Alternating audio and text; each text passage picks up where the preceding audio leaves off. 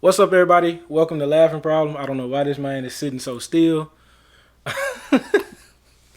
But this is the podcast where it's based on laughter, right? We look at comedians, listen to the jokes they tell, and then we talk about the underlying theme under the... Let me move this real quick. There we go. We talk about the underlying theme under the joke and really try to break it down, man. But it's all about positivity, all about, really just laughing and getting to the root cause of some things. So today, the premise is really more geared towards some mental health stuff. And I think it's very fitting. The last couple of weeks, the I Am Athlete podcast with Brandon Marshall, Channing Crowder, Fred Taylor, and Ocho Cinco came out, and they had a big blow up last couple of weeks. So it was cool to see that because that podcast is really based on a lot of mental health stuff. Like I said, this is more comedy driven, and we're trying to laugh. But like I said, it's still problems underneath those things. So what I want to do today is really go through a couple comedians. This guy got to get to work. So they'll we're going to see try me when they see me, though. It's all good. I pull up. Hey, look, they're going to see him when they see him. And it's just like that. But we're going to introduce him. This is my boy Kory Calhoun. Went to Olive Branch together since I was in 8th grade. He was in 7th grade, a year below me. So we known each other since it's been over 10 years. Absolutely. 10 plus. It's been 12. Like 13. Really? Yeah. That's crazy. It don't even seem as wild, bro. We old. Know. Probably because I'm still ugly. But it's this all man here, bro. Shit changed. But yeah, man, this is my dog Kory, man, one of my oldest friends, bro. And I'm glad he came through to grace the podcast. One of the funniest guys I know. The most recent funniest thing he ever said was when I saw him post on his story talk about Rod Wave. It's terrible. He said, man, low tier rapper, man. Man, bottom tier, bro. Bottom tier. What got you out here this sad? Man, some type of poonan got that man really messed up out here. Fellas, do not ever, don't get caught up in that twang like that, man. Look, just do your thing, get what you gotta go, and then get out. But let me tell you something. Bottom tier rapper, Rod Wave. I know y'all mess with him tough. I just can't get jiggy with it. That's just me though. Hey man, look. I think he cool. I don't really listen to him that much, honestly. I'm terrible. I need to get back on my music, bro. I still listen to old Lito right now, which is fine. I still listen. I just got done listening on my way up here.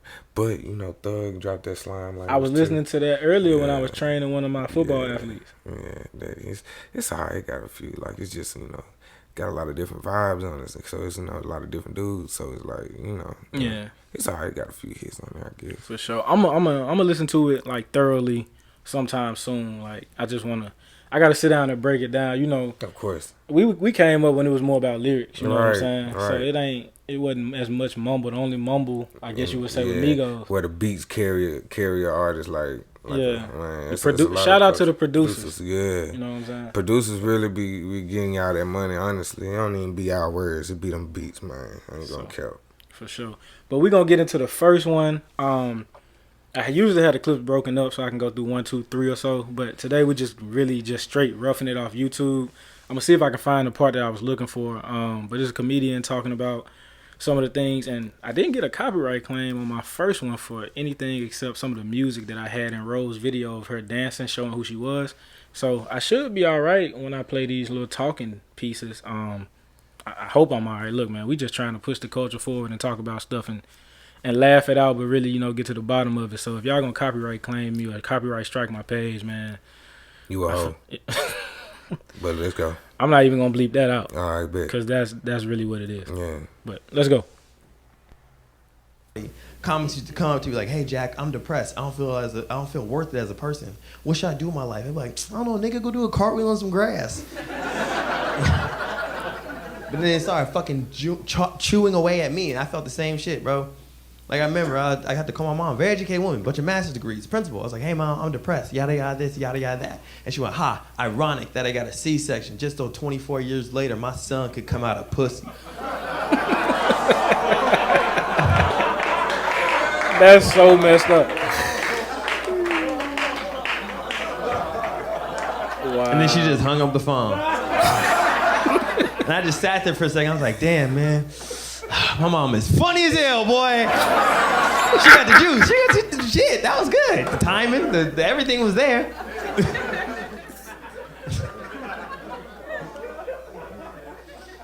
All right, so we're gonna dissect that part first because I think it's something to be said there. One, one, he's funny.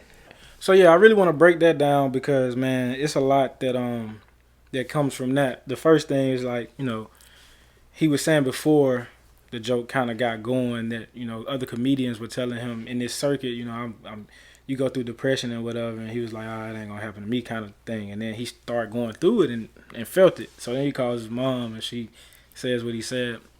But I think that a lot of times parents or just guardians or just people you look up to don't really teach you how to deal with that thing. And I actually just did a TED talk last week about some of this stuff in terms of athletes. So that was cool to do, and I can't wait till it drops because it would just add to this podcast and some context of where I come from on this thing. But I think a lot of times it's something to talk about that like parents really don't teach us how to deal with depression, and it's another part of this that we'll play, and I think he goes into that a little bit more. But they don't really teach us, bro. Like you kind of just try to figure it out.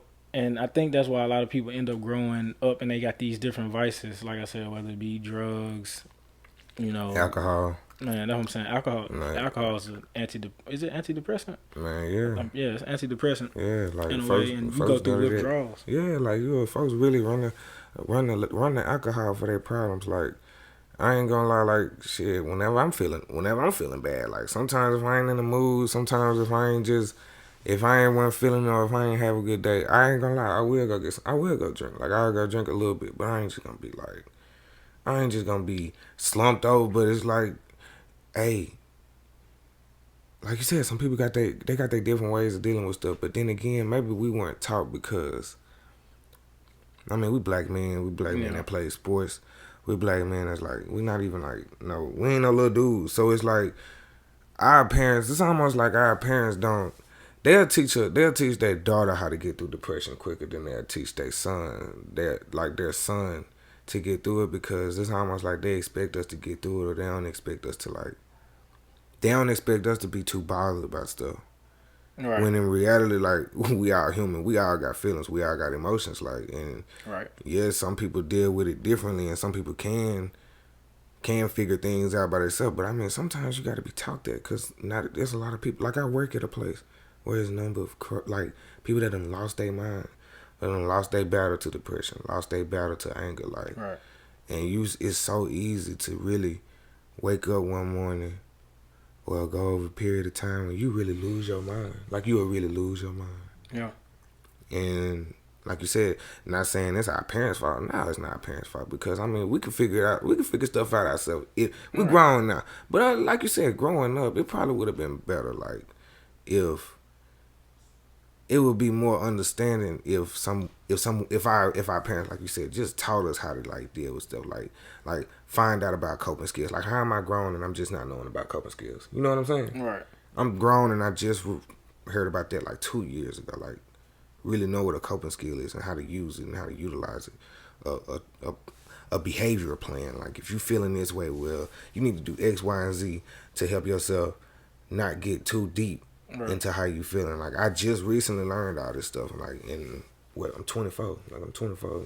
Right. And I'll even say that I haven't even really, I kind of just came out of it on my own, and I kind of created my own kind of framework. And like I said, that'll be explained. I'm not going to give it away because I want people to see the TED Talk and really experience it, how I broke it down. But just coming up with my own framework to get me through that. And it wasn't something that anybody could do for me. I had to go through that thing. So in some ways I feel like, yeah, you kind of got to go through that thing. But in other ways I feel like you said, you work at a place where people kind of have gone to that point where they at that point. Yeah, they're too far gone, or they're trying to grasp their way back, and it's fighting tooth and nail to get back. You got some in there that has a chance to get back, some that it's over with. Yeah. They like that forever type. Like, if they don't take their medicine, like if they don't take their meds, it's even worse. But the meds really just help level it out and help keep them calm for so long. But it's like, even some of them, when they on the medicines, it still don't work. Some people, it'll work only if you keep taking it. Then, of course, folks will just take it for about a week or two. I'm fine. Right. They think you think you fine because this medicine is keeping you where you need to be. The day you come out that joint, you're back. It's over with. Like it's over with. And guess what? I done seen folks discharge from that place and come back the next day. I done seen people discharge from that joint and come back 3 days later, a couple hours later. I done seen people really like, and that's the type of people that done lost it. Yeah. They done lost it. Now you got some people that come in there and it's just like, probably just had a little episode. You're gonna get through it. Take this medicine, stay here for about a week, you'll be all right, man. And some people that done forever lost it. Yeah. Forever lost it. That's crazy, man. And like you said, it's not our parents' fault. Because sometimes they haven't taught. They haven't been taught. You know what I'm saying? Like right. It's things that, and then also like you said, from a male perspective and black male perspective, it's definitely a lot of things out here. Like for the longest time, I never felt like I could be vulnerable. You know what I'm saying? Right. And you like from high school, you know what I'm saying? Like you know me from all the way back then. Like you didn't really see me waver too much, but once I got older and I kind of expressed a story about how we lost the house, how my grandmother passed that same fall before I went to high school, and I'm playing ball and I knew I was next up. And then, my dad talking? And I knew I was next up or whatnot and not really getting as much PT and things of that nature and just going through that because I'm feeling like, hey, this is the way out. This is the thing I got to do and not dealing with my emotions going through all that. Like, man, I feel like, honestly, between 2009 to really 2019, really 2020 was where I really kind of came out of all of that. You know what I'm saying? Like, it was tough trying to figure out, all right, who am I with ball? You know what I'm saying? Who am I with school? Who am I in my relationships that I've had over these years? You know what I'm saying? Like, it was just like, bro, I ain't really got no framework for this. Ain't nobody taught me how to deal with this, you know what I'm saying? And then a lot of it comes from parents not being together, you know what I'm saying? And then you seeing them work through relationships. And then, like, as a parent, if you're not with the person that you conceive the child with and you start bringing somebody else around, you're very particular about who sees your child. So I can only imagine how my father felt or my mother felt in terms of that when I would go visit her or just being down here with him and us going through all that at the same time. And then him as a man figuring out how to rebuild, but how to keep his spirit high and then make sure I'm straight. So that's why I got so much respect for him, even though he talking in the background now and kind of ruining the podcast. But you know how he is. And honestly, I haven't soundproofed the room or nothing, but it's fine. It's all good. I move in a little while, so the next podcast will be a lot more A1. Yeah, hopefully, in terms of the sound and disturbance in the ambient noise, I guess you would call it. Yeah, it's growing up in a single parent household. That don't help either though. Like that honestly don't help, man. Especially if you like. It's like me. I was raised by my mama, so it's like I'm just for about 6 or 7. It was just me and her, and it was like, I was about 6 up till I was 6. It was just me and her, so it was like, like you said, like we never talked about like my feelings or anything, how I felt. Like she'll ask me how my day was. Like of course it's how was school and stuff. She'll ask me that every day. But it's like my relationships growing up, like my feelings, how I felt about stuff, man, we never talked about that. And I don't even feel bad about it. Like I actually like it like that because now I'm grown and she definitely still don't like. I don't know, I guess I don't just like folks in my business, but that's just me. And I mean we never talk about that. And I'm not even like what's the word I'm looking for? I'm not even You're not messed up about it. Yeah, I'm not messed up about it at all. Like it's fine. Like it's fine because we talk about other stuff, not necessarily my feelings. Like we don't talk about that. And like you said, you got to keep myself together on top of keeping my son's spirits high. Like it's not draining because I mean I'm a dad. Like I'm a father. I can do that. Like and I do that. But I mean it's just even the people with the best spirits we have our days like. Yeah. We have our days where it's just we're really not feeling it, or we might have woke up on the wrong side of the bed. But I feel like people get so spoiled with like a person energy, like, and if it's just like that one day or them couple days where you just not up in high spirits, like folks think it's you just like you depressed right then. Like nah, I'm just quiet. Like I'm not. I'm chilling. Like I'm cool. Like I'm alright. You know? I feel that, and to be the opposite of your point, I was raised by my pops pretty much down here, and me and him ain't talk about feelings, so it's the same thing. But I do talk to my mama about more, just I guess intimate stuff, or like when it came to like girls and stuff. Like I would talk to her, and me personally, I think it's just me being logical as a kid. Like I was just like, all right, my mom's a girl, and I like girls, and I'm trying to figure out like I got 3 sisters, a mom, multiple girl cousins, like I said in the last podcast, and I still don't understand women. So this was just kind of me trying to figure out. Still ain't figured it out, but I got better at least, conversing and interacting with them in terms of just like understanding that women gonna be women. Yeah. And they gotta understand men are gonna be men, and that we're basically polar opposites in a lot of ways for a lot of things. And what that does is, causes us to have to figure out how to communicate. Right. And I think us growing up in a way that we're just now learning these coping skills, just now learning to communicate and stuff like that, we lost some time or lost some type of development that they got because they are more emotional and they are taught to express themselves more. Yeah. And I don't think what we did is bad. I'd rather be, it's kind of like when you playing ball or whatever, they say, I'd rather you be going 100 miles per hour and give all your effort than me try to have to push you to give effort, right? I feel like it's kind of that same concept with this, because I'd rather you be stonewall and gritty and get it done as a dude, because that's what you're supposed to do in the course of nature, in my opinion, than me sit here and say you are really emotional and you can't finish what you started, you can't complete a mission or a task or get it done for whoever you're trying to get it done for, whether that's family, whether it's a job, etc., your friends. I'd rather me have to say, all right, let's pull it back and learn how to deal with this and deal with ourselves. If you can't, have it be balanced on the way up, I'd rather me try to balance it out from that standpoint than me trying to push a guy to become that thing that he's supposed to be. Because if you don't have that, the world will eat you. And the world doesn't give us, especially us black men, and I don't play the victim, like, because I don't give me nothing. I'm going to earn everything. And I always been that way.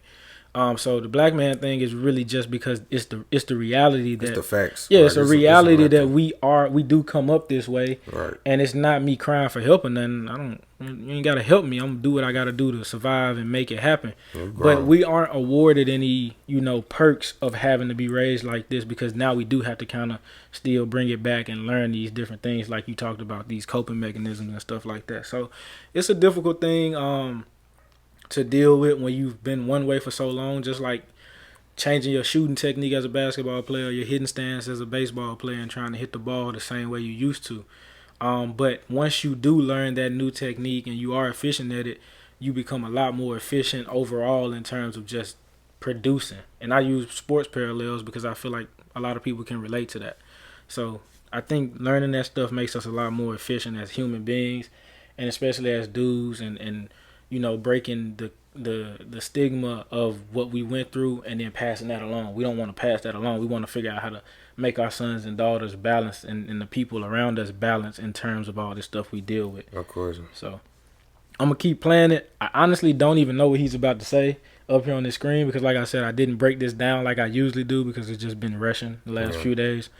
And actually, we're going to talk about this man real quick, because he was supposed to come Wednesday and overslept. And I would have had this stuff ready. Hold up. If I was supposed to come Wednesday, that means you had 2 whole extra days to like get ready. No, but Thursday was my most busy day, and then today actually we could have went later, but you got to work. So I was like, well, we can't go later because my evenings canceled on me. Yeah. I was like, dang, we can't even really go later because he worked in the afternoon. But I'm gonna play this. Let's see what he talking about. Let the fucking pros handle it, huh? No. Talk about beating people up with a dildo, man. I don't want to fucking face the reality of Tuesday. That's what happens. I go to my therapist and I talk to her a lot of times either about how I get in fights at Starbucks, because I defend the workers there. I think they're good people, and people yell at them, and I go, why don't you leave it the fuck alone, man? You think he wanted to really mess up your coffee to ruin your fucking day? And they're like, you got a problem? Like, I would love to have a problem right now. And then they're like, please, calm down. And then I get a free coffee, but it's great. They act like they're mad at me, and then the guy leaves. They're like, that was great, thank you. But anyway, I don't know. No, I won't talk to my therapist about you. But I do see a therapist. If you see a therapist, that's great. If you need to see one, go see one. They're fantastic, right? I think I'm my therapist's favorite, which I know is fucked up, right? I know you're not supposed to think that, but I think when my therapist goes through her calendar and sees my name, she's like, oh, fuck yeah, Marty's coming today. Right? She's excited. She's excited.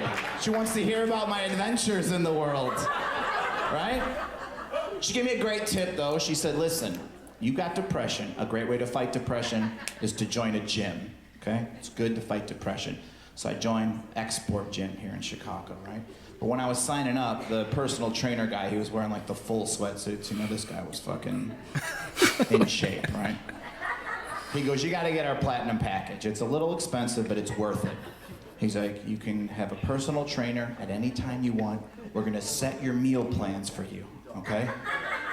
Also, unlimited tanning. Then he like went like this, like he blew my mind, right? I might have to like picture this. I was like, yeah, I don't know what about me screams unlimited tanning, but I don't need it, right? I go, listen, I don't want to bother you, but I just want to pay the $14.95 a month. There was a guy in the middle of Ashland Avenue almost getting murdered by buses and cars, flipping the Little Caesars $14.95 workout sign. I'm like, he's risking his life. That's the deal I want. Then the guy got all dejected. He's like, fine. Whatever, you can have that one. And as he was filling it out, he was just like, just so you know, if you only pay $14.95 a month, you can only come to this location. And I was like, yeah, I'm probably not even going to come to this location. And that's crazy because that was actually the one I wanted to talk about. The first part, just to break that down, let's just talk about him having a therapist because that's something that, hey, don't start, iPad. That's something I actually wanted to get into this year at some point. Like I was thinking about, all right, maybe I should go to therapy because it's just a lot of stuff that, you know, I ain't unpacked. That's crazy. I was saying the same thing a few weeks ago. Real talk. I was thinking about it. I texted a few of my friends. I was like, bro, I've been thinking about going to see a therapist, like type, you know, like not even on no depression, not on no depression type stuff. Like I was just like, maybe I need to go see a therapist just to like talk, maybe one time, like see what it's like. I think it's something powerful about somebody not really knowing you and or having like an opinion about you one way or the other. A whole another third party. Granted, I don't be out here going to therapists and thinking they don't have some type of opinion about you when you leave after you just told them your deepest, darkest secret. Like they have some biases, but their job is not to judge, and they are pretty good at it if they're, you know, a good therapist and people are coming back to see them, right? But I think it's something powerful about going into a room where you don't feel like anybody knows you, and this is where these overshares come in, right? Like I was down in West Palm, and we went to eat. I was checking out the place, trying to find an apartment, so when I move, I can have somewhere to stay. But in West Palm, out to eat, went to Olive Garden, and it's this waitress that just was, you know, oversharing. I mean, she went in about, you know, her relationship, and then, you know, her army. Somebody's overseas that I guess she's in a relationship with, and it was like we wasn't expecting all that. Like sitting at the table, you didn't expect to get kind of that life story, but it's fine. It's like cool. Like, and a lot of people like to share with me because I'm real calm and collected. Like I don't judge. I read The Mastery of Love. I read The Alchemist, and it kind of changed my life. I already wasn't really a judgy person. Don't really like gossip because I feel like it's rooted in judgment. But she was saying all this, and I'm like, man, she's probably, you know, going through some things in her head because she don't know us from the next person, but it feels good to let that stuff out to somebody and feel like they ain't really judging you. So, you know, granted, if I wanted to hear it or not, like I sat there and I was like, cool, like I don't know how this could help her. Just like I don't know how this podcast and my other podcast before I started this one and kind of really got it back going, I didn't know how it could help nobody, but I think it can. And if I never know, cool. If I do know, even better, because then I can say, hey, look, this works. You know what I'm saying? This works for people. So I think it's something powerful about therapy. And I was thinking about, you know, starting that this year. Obviously, I got so much going on in terms of the big move and whatnot, and that'll happen. But once I kind of get settled in, man, I think I'm going to do it. You know, obviously, insurance got to pay for some of it, so I got to get all that stuff situated. But I think I'm going to do it, bro. Like, I think it can help. And it's nothing against, you know, loved ones and family, because I think a lot of times, what you going to see a therapist for? that goes back to the stigma that we talked about before we started this next segment, this next joke. But it's like, it's not that I don't love my family, sisters, cousins, brothers, you know what I'm saying? Like, it's just that some stuff is just like, some stuff is about y'all, you know what I'm saying? Maybe it's stuff that I don't agree with, or the way you go about things, or the way I feel when certain people do things. And it's like, some of that is worth communicating, but then some of it isn't worth communicating because it's more important to keep the peace. And one thing I heard Toby, I don't know how to say his last name, Nick Wigway, on the dude who be doing the rapping on Sundays, Twisted Up Sundays on Toby IG. McGuire. No. I'm talking about the black dude, the African descent. He's of African descent. He's from Southwest Texas. Michael Blackson. Nah. Not Southwest Texas. I'm tripping. Toby from the SWAT, basically. Rapper, Erykah Badu, Beyonce, everybody like him. Dave Chappelle. Michael Jackson. No, it's cool, bro. Okay. But regardless, one thing I heard him say about him and his wife's relationship is that it's more important to be on one accord, on the same page, than it is for me to be right if we disagreeing on something. Right. You feel me? And I think that same way when it comes to things that I might want to go tell my therapist about, that I might not want to tell this person that I'm family or friends with about, if it's about them or if it's about a circumstance that I feel like might disrupt the peace. Not that I'm scared of conflict or anything, but a lot of times it breeds, an inefficient or a messed up situation where now things take longer than they had to. If you can avoid conflict, bro, you should always like. But see, some people don't agree with that. I'm definitely like that. Like, I ain't scared of nobody. Like, don't nobody put no fear in me, or I ain't scared to say what I got to say. But half the time, I really do be thinking, like, I could have been snapped on X, Y, and Z. All these other folks, you and you. But it's like, what's the purpose? Like, it's not gonna, I ain't getting nothing. If I know I ain't getting nothing out of this, like, or if it ain't just that built up, man, I ignore all that. Like, cause there ain't no point in all that. Right, and it's not really worth it. And I think the discernment that you have is valuable. I think that discernment is highly valuable. Granted, excuse me. I don't think it I think it adds to the thing that we talked about, us not expressing. But I think that's why you gotta have kind of that outlet. And like he said, I think the next thing is me as a trainer.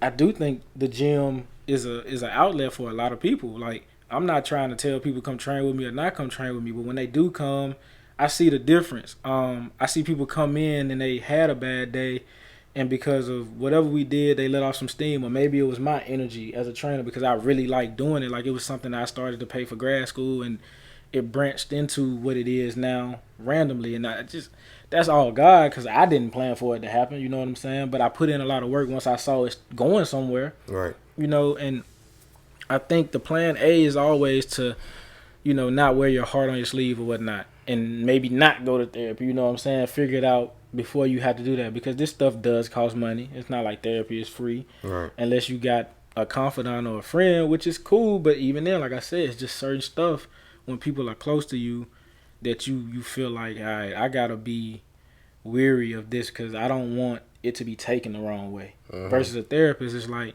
I'm just really trying to unpack what you might have inside so we can get to the root. And I'm a very to the root person. I think that the root of a lot of health issues is how we eat.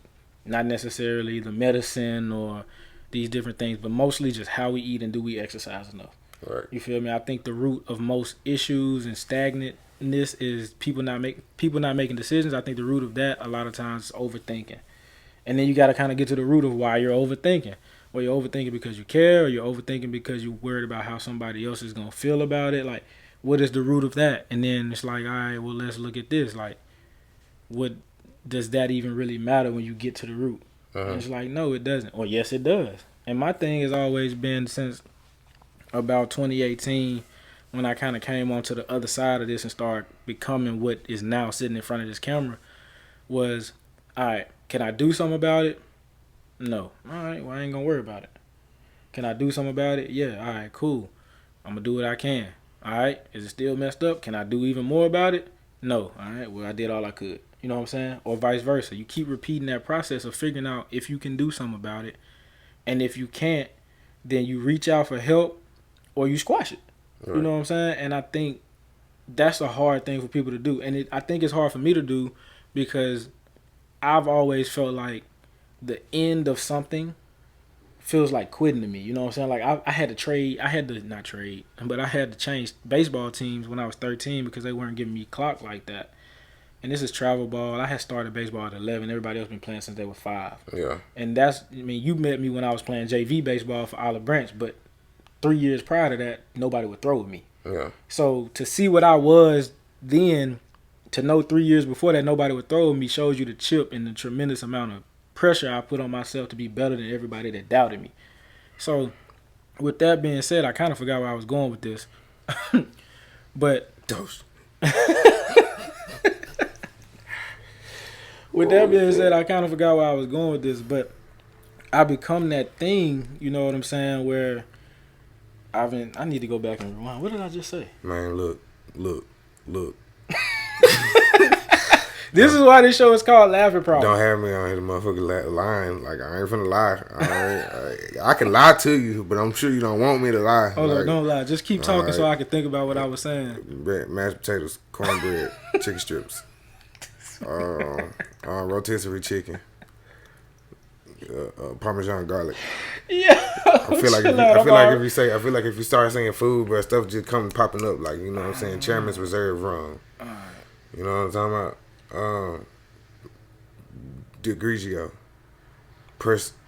Prego. Yeah, I don't know where I was going with it. I'm gonna have to re-listen to it. I'm gonna be upset that I forgot. Okay, man. We'll figure it out. Figure it out. But regardless, I did become, this thing that had a chip on my shoulder. Oh, I kind of remember now. But good job. Appreciate it. Yeah. I'm telling you, bro. I said it long enough. You gonna remember. Yeah, but I had this chip on my shoulder about, becoming, better at these different things. You know what I'm saying? So, like, it just, it pushed me to another place. You know what I'm saying? I ain't really talk about all that stuff, but it was just like, I gotta do what I can control. And that's all I could control was, like, my effort in becoming that thing to where everybody now saw it and it was like, all right, that boy good. He could play JV in the 8th grade. And then 10th grade, I was all region until I hurt my ankle, going into the next year and kind of just threw my batting average off and then finished. And this was all playing. I played football too, and that. So it was just like, figuring out, the root cause of why you become what you are, which is the whole base of why I went into that. I remember that. I was just trying to remember where I was going with the story. But the root cause was basically trying to say, all right, let's figure out what it is that's making you feel like you got to do this or do that. And the baseball story was just a parallel to that. Like, the root cause was of me being so good at what I was doing was that everybody doubted me. You know what I'm saying? And I think a lot of times once you get to that root cause, you have to figure out is it worth continuing? Because I also know. I felt like the end of me playing baseball for that other team was like me quitting. And that's what I was having issues with. Because I get to the root down and I'm like, all right, that's why it's so hard for me to let certain things go and grow beyond. But what I have learned recently in me obtaining this new job and Unconquered Fitness growing to what it is and being able to start this podcast again, having money when I thought I wouldn't ever. Money has always been an issue because of the things we went through in my mental. And it's like, all right, now I've kind of turned the corner on like, all right, what do I do to make myself not feel as uneasy about whether I'm going to have or not? Part of it was learning to ask for it. If I need it, I got to ask for it. Everybody always be mad at me like, bro, why you ain't ask? If you need it, you got to ask. That's what family for. But my thing was always, like I said at the beginning, what we talking about? I don't need to talk about it. Be a dude. Be a guy. Figure it out. Right. So now I'm just now trying to learn how to pull it back, reversing back to that, circling back to that point. Like, I learned how to pull it back when it comes to money and say, hey, I need it. But everything that I get at this point is now going into something else to try to make me more money. This camera equipment, all this stuff we looking at, the mics, everything. I would love for the podcast to blow. I wanted to do something that didn't feel like work, and this doesn't feel like work. Having a conversation with my dog, it doesn't feel like work. It feels like we're pushing something forward and we can help somebody. And then as this grows in the popularity and we press it out to the masses, we can do shirts or something. Like, who knows, you know what I'm saying? Or figure out a way to do it on a monthly schedule or a bi-monthly schedule, you know what I'm saying, or a bi-weekly schedule, who knows, like whatever works. And there's so many ways to do it virally and everything. I mean, not virally, but virtually, and everything now that it's like, bro, we can figure out how to do it and keep it going. But the root has always been like, all right, if I need to do it or I want to do it, how do I get it done? Not let me ask somebody to help me with it, or, you know, let me pull back and figure out why I even want to get it done. Let me unlayer this onion, peel it back, and really get to the core. And I think that's what I've grown to learn how to do, so that I don't feel like when I'm moving on for something or when something's run its course that I'm quitting. Yeah. You know what I'm saying? And that's always been something that bothered me, even to the point where I've had little knick-knack injuries and tweaks because I'm like, nah, I can't come out. You know, I don't give myself that rest, you know what I'm saying, sometimes. And I think that's another thing that just pertains to mental health and going to therapy. I think, like, releasing that stuff helps. I think it really does. So that's what I took from all this. And then, like, I'd love to hear more about what you go through in terms of just those young men and women over there where you work. Because, I mean, I hear about it all the time. And you know, people make jokes and they be like, oh, it's a crazy house and all that stuff over there. But it's just like, I mean, people need help, bro. Like, and a lot of it is circumstantial. A lot of it don't have nothing to do with anybody's intentions. A lot of it's just survival, and it's always going to be this animalistic kind of, you know, thing that exists even in us humans. We look at dogs and lions and whatever, but we don't see that in ourselves. But it's everywhere. Yeah. You know what I'm saying? So go ahead and talk more about that. Yeah, yeah, it's definitely like you said, these are young men and women. Like they start from like the unit I work on. It's the adult unit, so it's like you lowest is youngest is 18, and I done seen people as old as probably about 66, maybe 70 on that unit. I don't even think I seen 70 yet, but I know for sure I done seen like 65 plus. But like, yeah, like these folks, so the people, in my opinion, the people that come to Lakeside are people that don't necessarily have a stable, they don't have some people, they just don't have stable homes. What do I mean by that? Well, these are some of these people are in and out of group homes, in and out of shelters, in and out of, might be sleeping on this family member or this friend's couch, sleeping over at their house X amount of days, and then, you know, ran its course, and all right, I'm just gonna check myself back in the Lakeside. Cause get what? You got a full roof over your head. You get 3 square meals a day. On top of, if you smoke, them folks give you cigarettes. Like, they'll give you a cigarette. Like, we give the patients a cigarette if you want one. If you want a cigarette, we're going to smoke break. Here you go. Like, you can smoke out there on the patio. Then you got your people that are really mentally challenged, whether that be psychosis, hallucinations, or if you're like real legit MR, like mentally retarded. Like, so we have like legit, you know, mentally ill people, and it's like, well, they have no choice. You know what I'm saying? Like, you got your people they're really in there because they either need help, can't help themselves, or they just in and out. Like I said, I see the same few people every few weeks, every few months. Like they gon' the thing with Lakeside is they gonna circle and they gonna spin the block at Lakeside. You come to Lakeside one time, you more than likely gonna come back at least one more time. Not necessarily saying that just because you there, you gonna be in and out this hole for X amount of years. Nah, like some people come in there and never come back. But you got some people that's just, and then, you know, folks chasing that money. You already know if you in a psych ward or if you in a mental health institute for so long or in and out so many times, folks will act up in that junk just to get that check, knowing damn well you got sense. Like, it's people in there. I know they got sense. I know that you know right from wrong. You know how to think. You know you can think logically and you can get through situations. You just in here so you can act up for a check, and that's really low down because on top of, for one, you got regular people like us that go to work every day paying for you to get some money for you to just act the fool, and you don't want to go to work.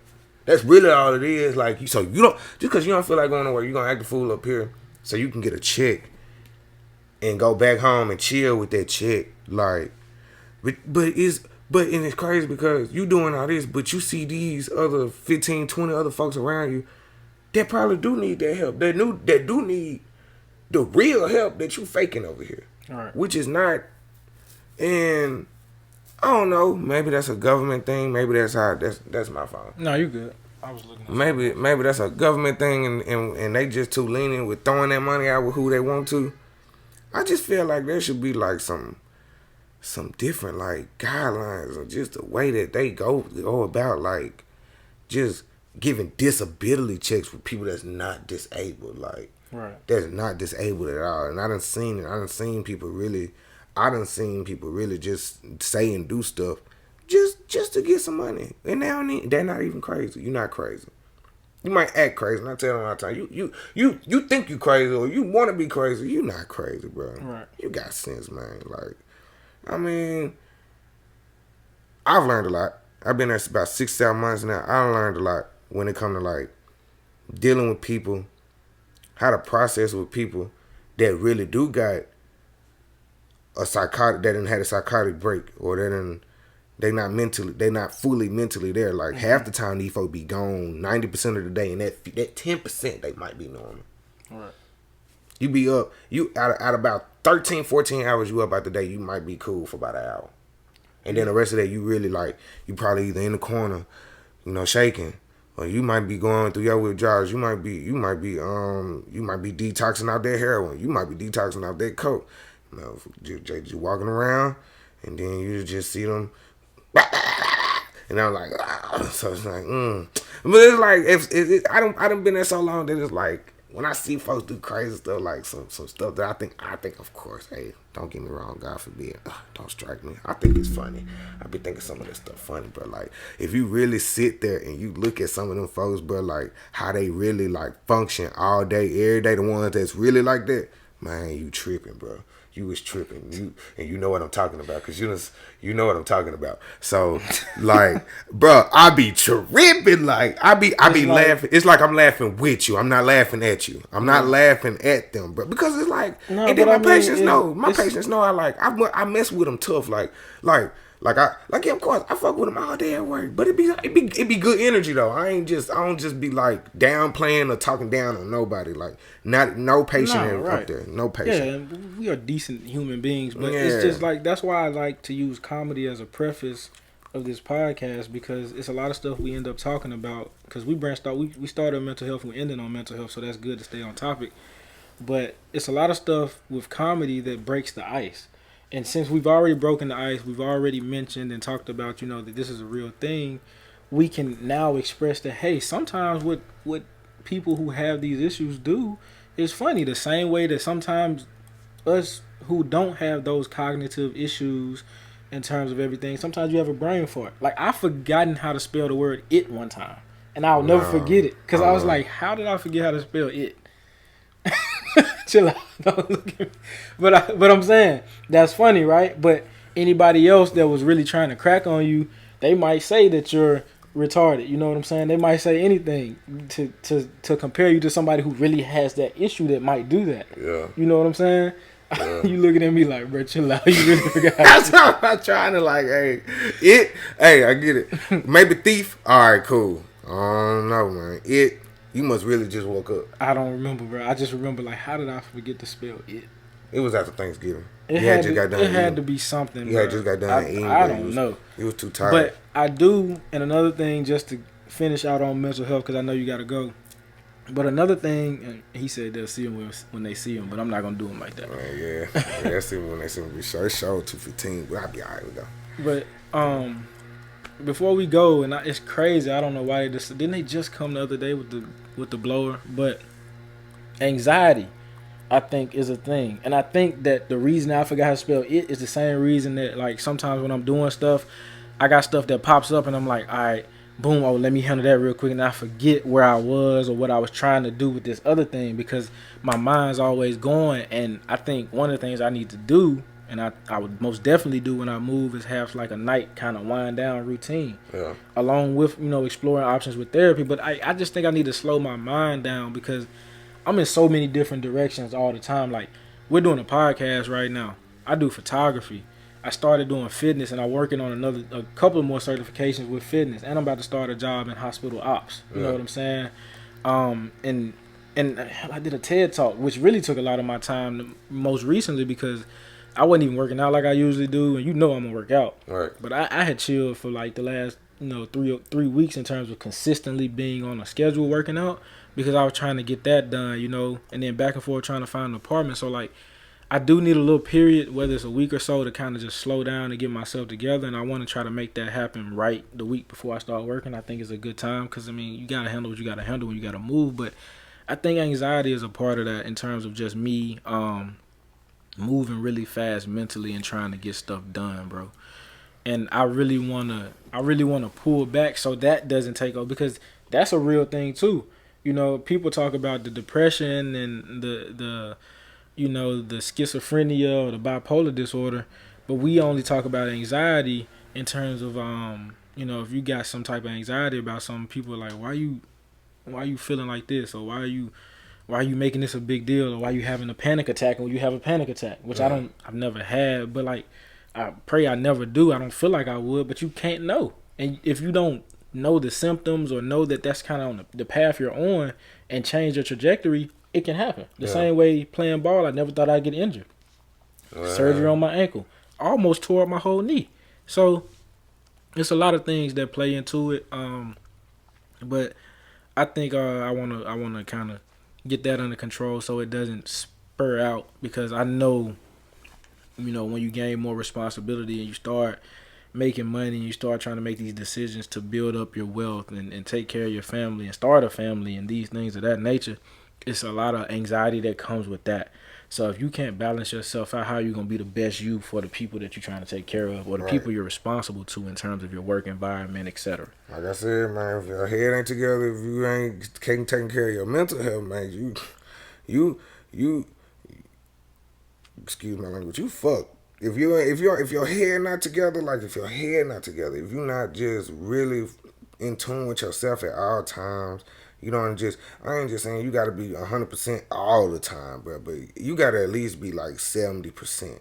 Whether you not 100, whether it's not the best day, if you feeling like you at least at like a 65, 70%, you will always be all right, man. If you drop below 50%, you gonna crash. You gonna crash. You gonna definitely crash, and you're gonna have to it's gonna take a little minute for you to really get back up to where you want to get to, and it's not easy. Like, it's not easy once you hit that wall. Like, it's not the best feeling. Like, and I done seen people hit that wall. See people I'm finna watch somebody run into a wall today. Like, it's gonna be funny to me. I'm gonna laugh when they hit the wall, and I'm talking about physically hit the wall. They gonna run into that junk.